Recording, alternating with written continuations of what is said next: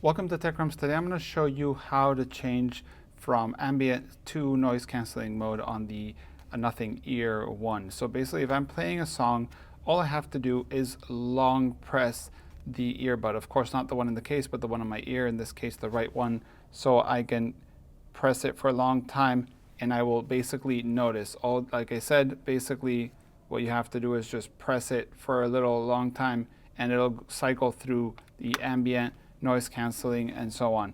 So let me play it, double tap, and I can actually hear it very well, how it goes from noise canceling to non-noise canceling. Of course, there's the Nothing app you can use too, but using the earbuds is much easier. That's how you basically do it, is long press on the earbud and usually on the top part, and that should be pretty good. So yeah, that's how you do it. Thanks for watching. It has been Tech Crumbs. See you in the next one. Bye.